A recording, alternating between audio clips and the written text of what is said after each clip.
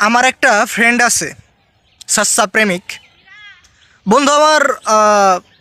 হালালভাবে প্রেম করে, ইসলামিক আইন মাইনে প্রেম করে, যদিও পরের মেয়ের সাথেই প্রেম করে। আবার আমারে ও এটা ফতোয়া দেখাইছে যে প্রেম করা ভালোবাসা এটা কোনো হারাম কাজ না, এটা একটা সুন্নত।